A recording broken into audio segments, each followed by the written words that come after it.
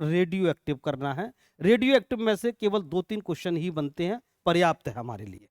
तो सबसे पहला आ जाइए, हमें इसमें क्या क्या करना है। एक चीज तो हमें ये करनी है कि ये जो एयर पॉल्यूशन है ये किसकी वजह से होता है, मतलब इसके मुख्य प्रदूषक क्या हैं। प्रदूषक मतलब पॉल्यूटेंट, पॉल्यूटेंट है। हाँ, यही देखना है कि वो पॉल्यूटेंट मतलब जिसकी वजह से ये हो रहा है, एक तो वो उस पॉल्यूटेंट का इफेक्ट कहां पड़ेगा, हमारी बॉडी पर पड़ेगा, जीवों के शरीर पर पड़ेगा इफेक्ट। फिर उस इफेक्ट का हम बचाव करेंगे, तो उसके लिए बचाव के लिए क्या चीज है ऐसी। तो सबसे पहले पॉल्यूटेंट कर लीजिए। पॉल्यूटेंट दो तरह के आपको दिखाई देंगे, एक प्राथमिक प्राइमरी पॉल्यूटेंट और एक सेकेंडरी द्वितीयक पॉल्यूटेंट। कैसे पहचान होगी, अगर वो पॉल्यूटेंट डायरेक्ट कहीं से उत्सर्जित हो रहा है, जैसे कोई वाहन जा रहा है कार्बन मोनोऑक्साइड उत्सर्जित करते हुए जा रहा है, सल्फर डाइऑक्साइड कोई फैक्ट्री उत्सर्जित कर रही है, नाइट्रोजन के ऑक्साइड कहीं से उत्सर्जित हो रहे हैं, कहीं से कण कण जैसे कि धूल के कण, धुएं के कण, प्लास्टिक के कण, इस तरह से कण, या हाइड्रोकार्बन, हाइड्रोकार्बन जैसे कि मीथेन, मीथेन एक हाइड्रोकार्बन है। हाइड्रोकार्बन का मतलब जिसमें हाइड्रोजन और कार्बन होते हैं। लेड के कण, ईसा, अगर ये उत्सर्जित डायरेक्ट हो रहे हैं तो समझ लो प्राइमरी है, मतलब वायुमंडल में जो सीधे उत्सर्जित होते हैं तो वो प्राइमरी पॉल्यूटेंट है। पूछेगा कि निम्न में से कौन सा प्राइमरी पॉल्यूटेंट है, तो ये सब प्राइमरी पॉल्यूटेंट, रटने की जरूरत नहीं है, बस ये देख लो कि डायरेक्ट आ कहां से रहा है। अगर डायरेक्ट ला रहा है तो समझ लो प्राइमरी है, और डायरेक्ट नहीं आ रहा है तो सेकेंडरी है। जैसे कि ओजोन सीधे सीधे नहीं बनता है कहीं से, कैसे बनता है ये, ऑक्सीजन और जो ओ का जो बिल्कुल डायरेक्ट इनिशिएटिव होता है उससे मिलकर के बनता है। ऐसी पेन, पेन का पूरा नाम है पेरोक्सी एसिटिल नाइट्रेट, अकेले नहीं बनेगा, डायरेक्ट नहीं बनेगा, ये किसी से मिलके बनेगा। ऐसे H2SO4 डायरेक्ट नहीं बनेगा, किसी से मिलके बनेगा। HNO3 किसी से मिलके बनेगा। फोटोकेमिकल ऑक्सीडेंट आजकल इसको पूछने लगा है कि निम्न में से कौन सा फोटोकेमिकल ऑक्सीडेंट है, तो ये ओजोन और पेन, ये दोनों को मिलाकर के क्या बोलते हैं, इनको इनको फोटोकेमिकल ऑक्सीडेंट बोलते हैं।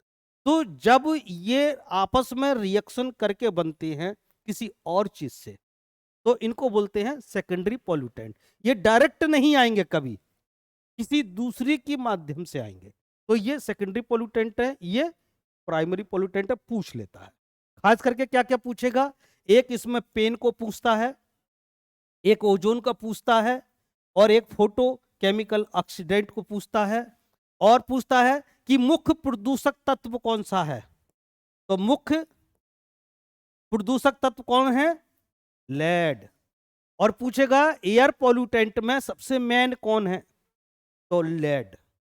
और अगर पूछता है मुख्य प्रदूषक गैस कौन है, तो मुख्य गैस है कार्बन मोनोऑक्साइड। जब कोई वाहन चल रहा होता है तो जो सफेद धुआं निकलता है वो कार्बन मोनोऑक्साइड का है, और जो लेड का, जो पेट्रोल की वजह से कहता है ना लेड युक्त पेट्रोल, लेड मुक्त पेट्रोल, वो लेड वाली, ये लेड से होता है। क्लियर हो गया यहां तक। अब हम करेंगे कि इनसे रोग क्या क्या होगा। सबसे पहले कार्बन मोनोऑक्साइड, अपने घर में अंगीठी बंद करके रात में चारों तरफ से बंद करके सो जाना, सुबह तक बेहोशी मिलेगी। तो पूछते हैं कि बंद कमरे में अंगीठी क्यों नहीं जलाते हैं। हीटर से भी है, लेकिन हीटर से क्या होता है, ऑक्सीजन की कमी होती है, और जो CO2 हमारी तरफ से निकल रही है वो CO2 की मात्रा बढ़ जाती है। तो CO2 से इतना इफेक्ट नहीं है जितना कार्बन मोनोऑक्साइड से। CO2 में दम घुटेगा पता लग जाएगा, लेकिन CO में दम नहीं घुटेगा, पता ही ना लगेगा। ये CO क्या करती है, हमारे ब्लड के साथ जो हीमो है, हीमोग्लोबिन है, उसके साथ हीमो कार्बोक्सी बना लेती है। हीमोग्लोबिन को हटा करके हीमो कार्बोक्सी बना लेती है। यहां ग्लोबिन की जगह पर ऑक्सीजन जाना चाहिए, ये ऑक्सीजन की सप्लाई नहीं होती, यहां पर CO चिपक जाती है, हमारे शरीर को ऑक्सीजन मिलती नहीं है, बेहोशी आ जाती है, रात को सोते हुए रह जाते हैं। या तो बेहोशी आएगी, और बेहोशी नहीं आई तो सिर दर्द, चक्कर, उल्टी, कमजोरी, अगर हम जाग रहे हैं तो ये महसूस होगा, और अगर हम सो रहे हैं तो बेहोशी आ जाएगी, और ज्यादा देर हो गई तो डेथ हो सकती है। इसलिए बंद कमरे में कभी भी अंगीठी। तो सबसे मुख्य प्रदूषक गैस कौन सी है? Carbon monoxide. लेड की बात करेंगे, जो मुख्य प्रदूषक जो तत्व है, इसकी वजह से कई चीजें, हमारी मेमोरी लॉस हो जाएगी, किडनी को भी लॉस होता है, और हमारे मस्तिष्क को लॉस होता है। बाकी जो पार्टिकुलर्स हैं, जो छोटे छोटे कण हैं, उससे में क्या इफेक्ट होगा? हमारा लंग्स, फेफड़े। सल्फर डाइऑक्साइड है, सांस लेने में तक अस्थमा हो जाएगा, गले में जलन होगी, क्योंकि SO2 है। SO2 जैसे ही पानी से मिलेगी तो क्या बनाएगी? सल्फ्यूरिक एसिड बनाएगी, और एसिड तो एसिड होता है, जलन करेगा ही करेगा। खास करके आंखों में जलन, गले में जलन, और अगर ज्यादा कर लेते रहे तो अस्थमा होने की संभावना हो सकती है। इसके अलावा जो नाइट्रोजन के ऑक्साइड हैं, वो भी फेफड़ों पर असर डालेंगे। ओजोन है, ओजोन से भी कई प्रॉब्लम आती हैं, इनको नहीं पूछेगा। और हाइड्रोकार्बन्स हैं, इनसे भी कई प्रॉब्लम आती है, खास करके लीवर और किडनी के लिए। एक अमोनिया भी बनता है, तो इसको करने की कोई जरूरत नहीं। अब आ जाइए, कैसे पता लगेगा कि ये चीज उत्सर्जित हो रही है और इनका क्या लेवल रहना चाहिए? तो एक मानक है यूरो मानक। ये यूरो मानक नाम यूरो क्यों लिया? क्योंकि यूरोपीय देश इसका पहले से ही यूज कर रहे हैं।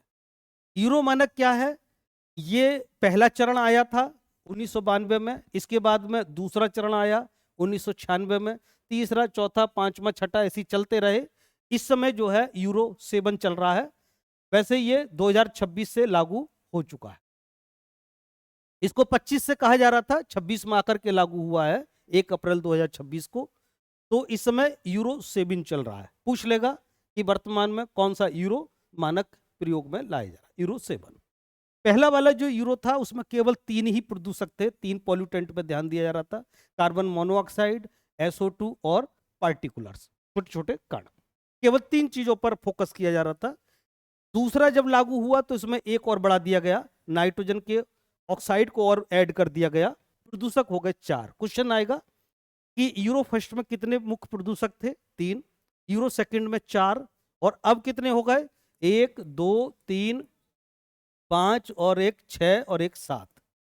और इसके अलावा एक और है, जो टायर से जो कण निकलते हैं, या हमारे ब्रेक लेने पर रगड़ से जो कण निकलते हैं, इनको भी चेक किया जा रहा है। इनसे जो गर्माहट निकलती है और इनसे जो कण निकलते हैं, उनमें बड़ा बदबू आती है। आप देखो, एकदम से ब्रेक लगाए तो बड़ा स्मेल आती है, बड़ा बड़ा खराब सी। तो ये क्या है? ये भी एक प्रदूषण है। आजकल ये ज्यादा हो रहा है, लगातार ब्रेक लगा रहे हैं लोग, और टायर भी लगातार घिस रहे हैं क्योंकि स्पीड पे चलते। तो ये ऐड कर लिए गए हैं। यूरो 7 में पूछ लिया जाएगा कि इसमें क्या चीज नई ऐड की गई है। तो नई, एक तो ये चीज ऐड की गई है नई, और एक इसमें ये जो कण हैं, कणों के आकार पर फोकस किया जा रहा है कि कण किस साइज के निकल रहे हैं। अगर उस साइज से ओवर निकल रहे हैं तो उस पर एक्शन लिया जाएगा, और ये ज्यादा निकल रहे हैं तो एक्शन लिया जाएगा। अब इन चीजों पर ये नॉर्म्स हो गई हैं पहले से ही, ये सब इसको पहले से कर भी रहे हैं। तो ये 2026 से यूरो 7 लागू हो चुका है। भारत में इसी की तर्ज पर क्या है? BS का मतलब भारत स्टैंडर्ड। ये भारत स्टैंडर्ड इंडिया में है केवल, बाहर कहीं किसी देश में नहीं है। ये कब से लागू हुआ? ये लागू तो पहले से ही है, लेकिन इसमें जो अब चरण चल रहा है, एक 5वां चरण आया था और एक इस समय 6ठा चरण है। ये 5वां चरण ये लागू नहीं किया गया, 5वां चरण लागू नहीं हो पाया।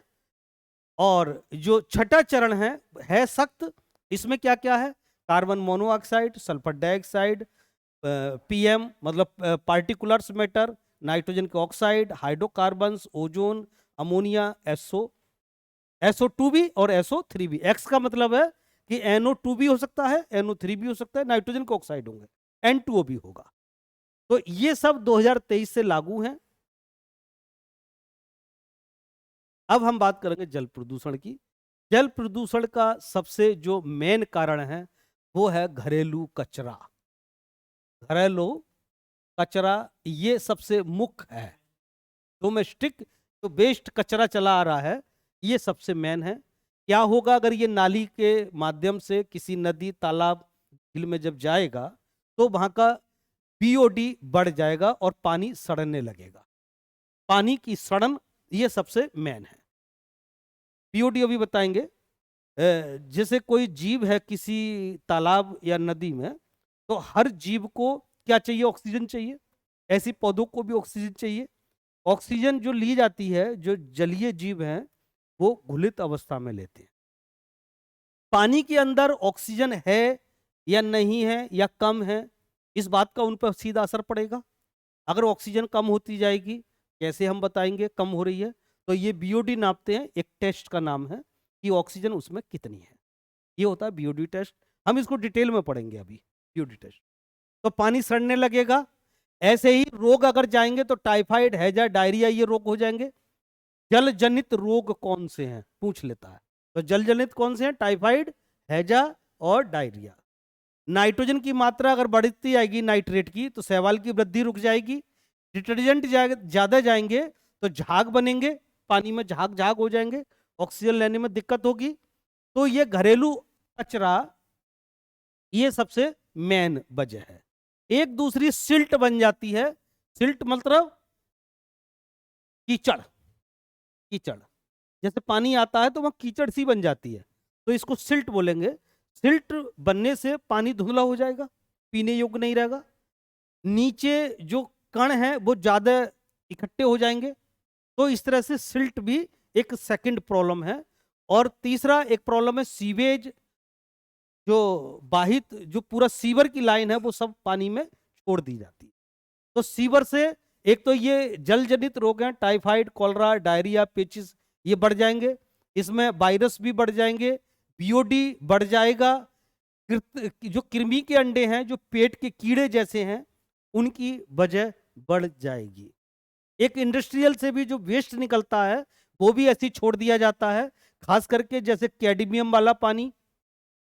क्वेश्चन पूछेगा कि अगर कोई कैडमियम युक्त पानी पीता है लगातार तो उसे कौन सा रोग होने की संभावना? तो क्या हो जाएगा? उसे रोग हो जाएगा इटाई इटाई रोग। बहुत पूछा जाता है इटाई इटाई रोग किसकी वजह से होता है? कैडमियम की वजह। इसमें क्या प्रॉब्लम होती है? हड्डियां कमजोर हो जाती है और हड्डियों में पेन चालू हो जाता है। दूसरा है पारा। अगर पानी में, खास करके समुद्र में होता है, समुद्री पानी में जब पारे की मात्रा बढ़ जाती है और अगर उस पानी की मछलियां अगर किसी ने खा ली तो उसे कौन सा रोग हो जाएगा? मिनी माता। मिनी माता में क्या होता है? नर्वस सिस्टम पे प्रॉब्लम आती है। मिनी माता। मिनी माता रोग का कारण क्या है? पारा या मरकरी। ऐसी लेड, लेड की मात्रा बढ़ेगी तो उससे भी प्रॉब्लम होती है, क्रोमियम से भी प्रॉब्लम होती है, आर्सेनिक से भी प्रॉब्लम होती है और साइनाइड से भी प्रॉब्लम होती है। एक आता है बिलू बेबी रोग।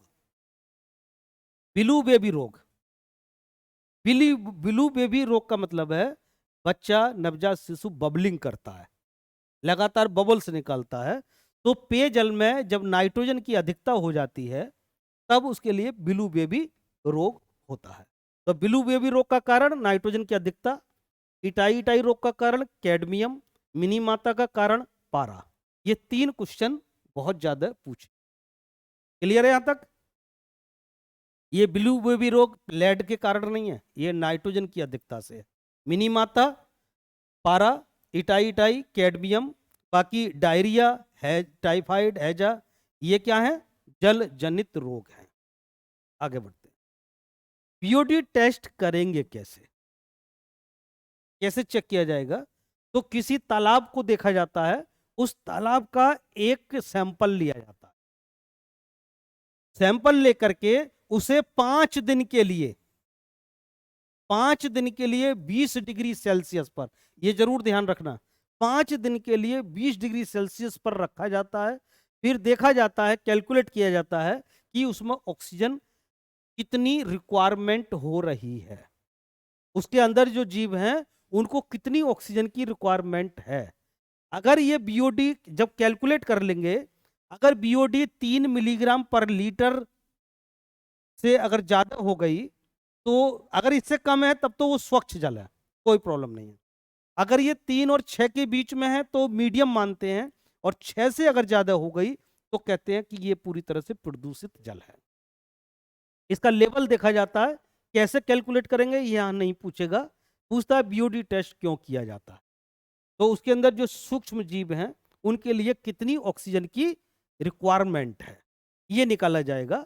उसके अंदर कितनी ऑक्सीजन घुली हुई है उसके लिए होता है डीओ टेस्ट। इसको कहते हैं डीओ टेस्ट। डीओ टेस्ट का मतलब है कि इसके अंदर घुलित ऑक्सीजन कितनी है, डिजॉल्व ऑक्सीजन। डीओ का मतलब डिजॉल्व ऑक्सीजन। इसको भी कैलकुलेट किया जाता है। कैसे किया जाता है ये नहीं पूछेगा। अगर घुलित अवस्था में ऑक्सीजन ज्यादा है तो मछलियां जैसे जीव अच्छी तरह से ग्रो करते, क्योंकि उन्हें घुलित अवस्था में ऑक्सीजन चाहिए। क्लियर है? तो बीओडी बढ़ेगा तो प्रदूषण बढ़ेगा, बीओडी घटेगा तो प्रदूषण घटेगा। बीओडी बढ़ने से प्रदूषण बढ़ जाता है। अब आ जाते हैं शोर। हम जो आवाज आती है वो डेसिबल में नापते हैं। टीवी डेसिबल, डेसिबल इकाई किसकी है? शोर की, ध्वनि की तीव्रता की। तो कोई भी ध्वनि जब 20 डेसिबल से कम होती है तो हम कहते हैं स्वर, और 20 डेसिबल से ज्यादा होती है तो हम कहते हैं उसको शोर। 20 डेसिबल जैसे कोई फुसफुसा रहा है, धीरे धीरे बोल रहा है बहुत, तो 20-30 के आसपास होती। जैसे जैसे बढ़ती जाएगी वैसे वैसे प्रॉब्लम बढ़ती चली जाती। WHO ये कहता है आवासीय क्षेत्र में रात में अगर 45 डेसिबल से कम है तो वो ठीक है। यानी अधिकतम जो लिमिट होनी चाहिए वो 45 डेसिबल होनी चाहिए। एक मिनट।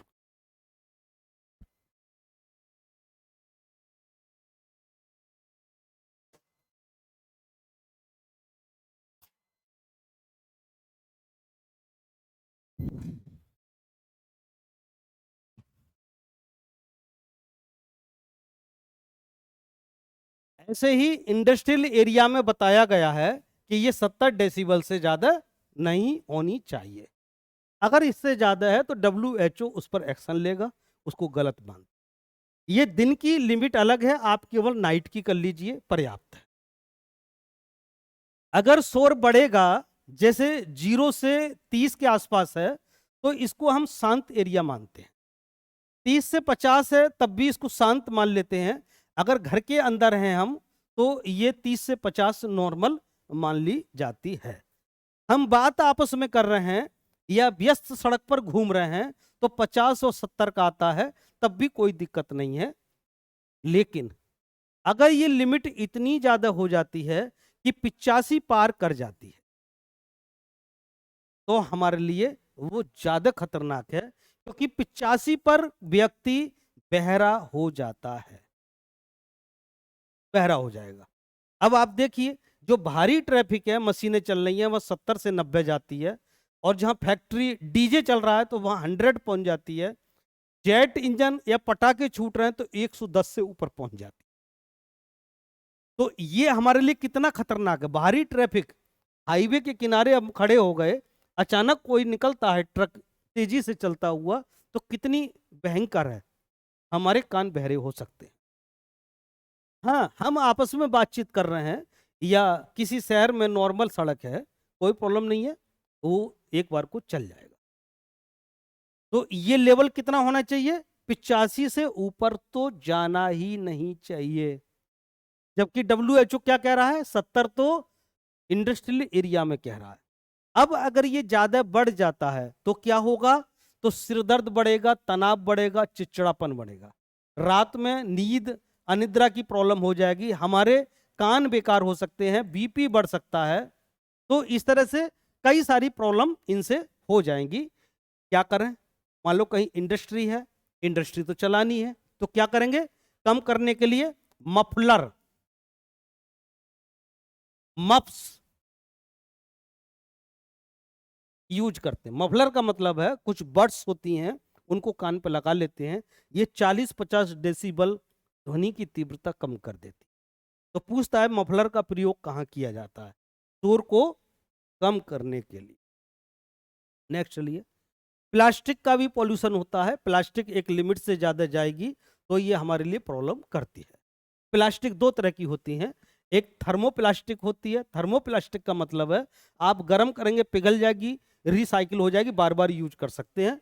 जैसे कि पॉलीथीन या जो नॉर्मल जो बोतल आ रही हैं पीपी की, तो इस तरह की चीजें ये बार बार रिसाइकिल हो सकती हैं, इनके लिए सरकार भी कभी मना नहीं करती है, कोई प्रॉब्लम नहीं।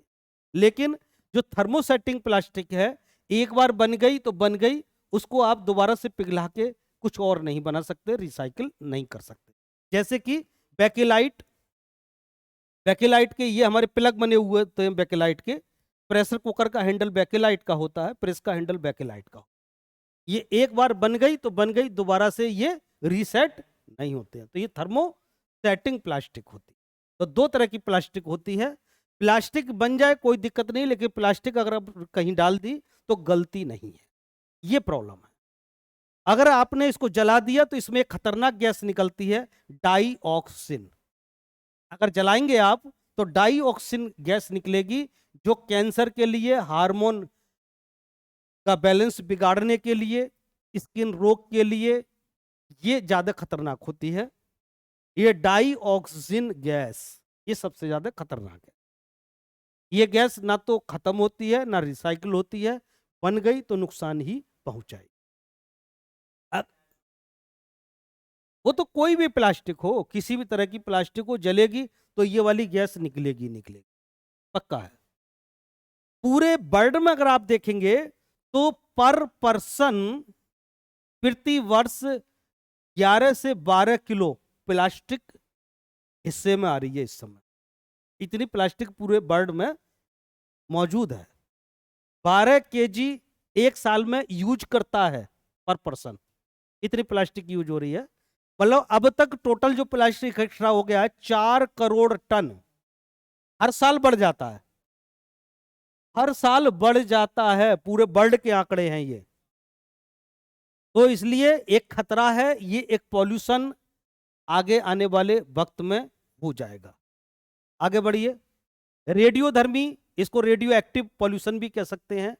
रेडियो एक्टिव का मतलब है अगर कोई परमाणु बम जब फटेगा या हम रेडियो एक्टिव चीजों का प्रयोग करेंगे तो उसमें से निश्चित रूप से अल्फा, बीटा और गामा ये रेज जरूर निकलती हैं।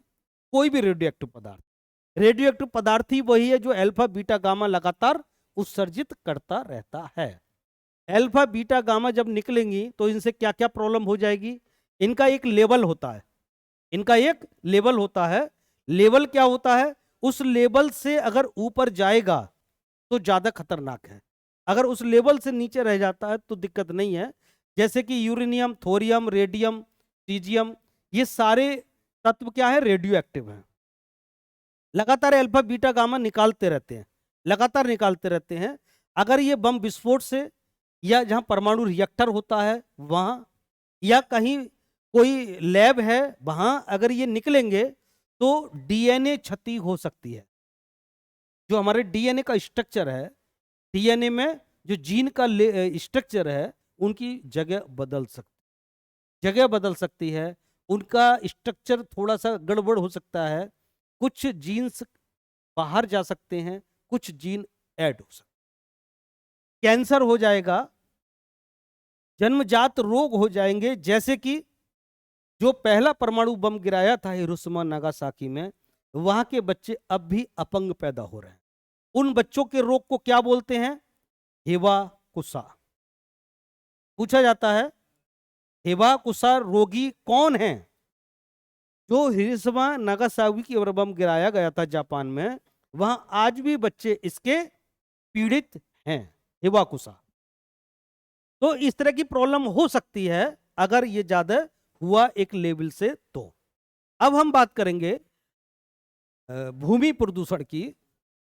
भूमि प्रदूषण में ज्यादा कुछ नहीं है, इसमें जो हम कीटनाशक प्रयोग कर रहे हैं, कीटनाशक या पीड़कनाशक, भाई हम कीटों को मारने के लिए तमाम केमिकल यूज कर रहे हैं, हम खरपतवार वीड्स को खत्म करने के लिए हम तमाम केमिकल यूज कर रहे हैं, या तमाम हम उर्वरक यूज कर रहे हैं, नए नए तरह के तमाम स्प्रे करते हैं, तो वो सब कहाँ जा रहा है? आखिर जमीन में ही जा रहा है। जब जमीन में जाएगा, सॉइल में जाएगा, तो वो किसी ना किसी जमीन की, सॉइल की उर्वरता खराब करेगा, उसकी हेल्थ खराब करेगा।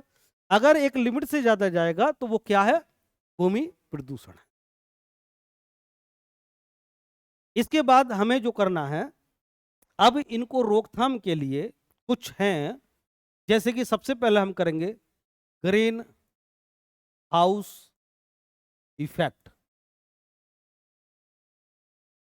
ग्रीन हाउस इफेक्ट, हरित गृह प्रभाव। क्या मतलब है इसका? इसका मतलब है एक कोई बंद एरिया है और उस बंद एरिया में कोई विकिरण आ तो जाए लेकिन इसमें से बाहर ना जाए, मतलब ताप या ऊर्जा, गर्मी, प्रकाश अंदर तो आए, बाहर नहीं जाए। जैसे कि बंद कार आपने धूप में खड़ी कर दी, अंदर गर्मी आएगी तो, लेकिन बाहर निकलने का जगह नहीं, मतलब वेंटिलेशन नहीं है। तो क्या होगा? अंदर की जो गर्माहट है, जो ताप है, लगातार बढ़ता चला जाएगा। इस तरह से किसी बंद एरिया में अगर लगातार ताप बढ़ रहा है तो उस प्रभाव को कहते हैं ग्रीन हाउस इफेक्ट। और इस तरह की जो गैस हैं जो इस प्रभाव को कर रही हैं, उनको ग्रीन हाउस गैस बोलते हैं, GHG बोलते। इस तरह की गैसें कौन कौन सी हैं, जरा एक आध नाम बताओगे? जैसे कि CO2, नाइट्रोजन के oxide, SO2, H2S, CFC, CFC का मतलब क्लोरो फ्लोरो कार्बन, मीथेन, जल वाष्प। ये सब ग्रीन हाउस करने वाली गैसें हैं। पूछता है जल वाष्प भी है, पूछता है सबसे ज्यादा ग्रीन हाउस इफेक्ट कौन सी गैस करती है? तो इसमें सबसे ज्यादा करती है CO2। CO2 और ग्रीन हाउस इफेक्ट वाली गैस पूरे वायुमंडल में कौन सी है? तो जल वाष्प है। वायुमंडल में मैक्सिमम कौन सी है, या वायुमंडल मत कहिए, पृथ्वी पर कौन सी गैस सबसे ज्यादा मौजूद है? सबसे ज्यादा का मतलब ये मात्रा में, मात्रा में सबसे ज्यादा कौन सी है? जैसे हम कहें कि 20 टन ये है और ये केवल 18 टन है, तो ये 20 टन पूरी पृथ्वी पर मिलेगी, क्योंकि जलवाष्प सब जगह है।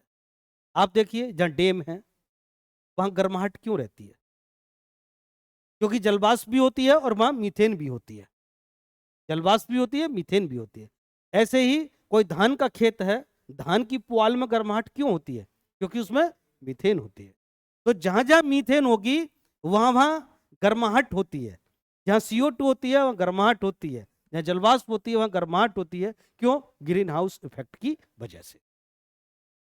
अब ये ना हो इसके लिए एक सम्मेलन किया गया था। सम्मेलन का नाम बताएंगे?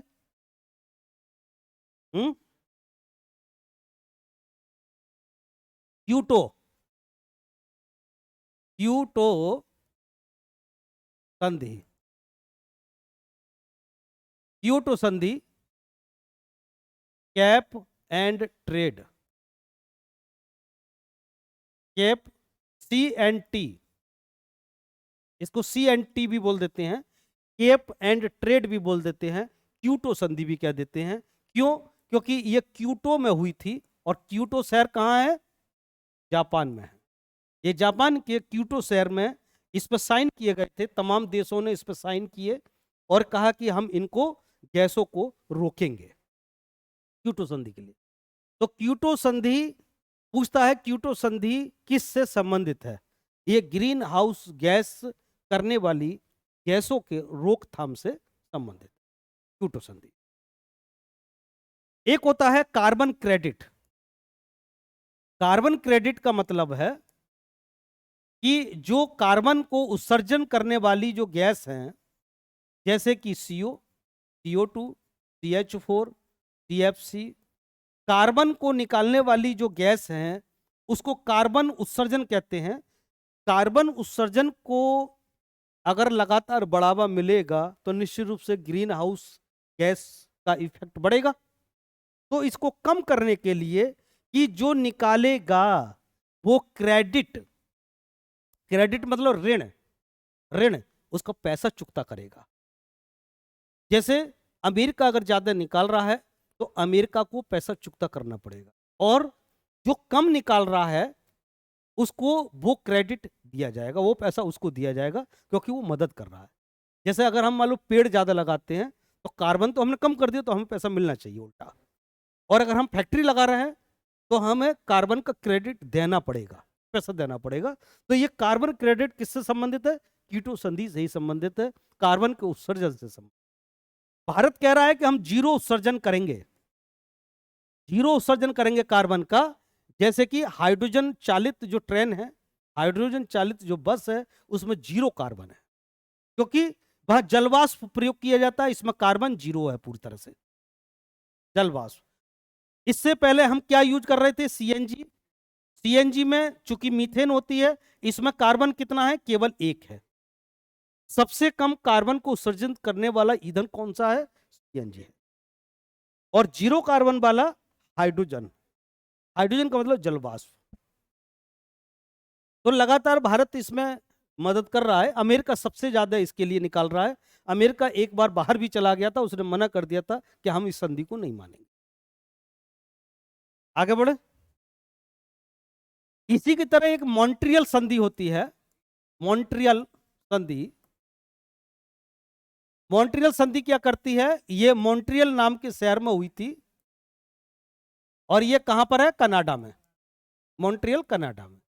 ये किस चीज से संबंधित है? ये यूवी रेज को नष्ट करने वाली गैसों से संबंधित। ओजोन परत, ओजोन परत के क्षरण से संबंधित है।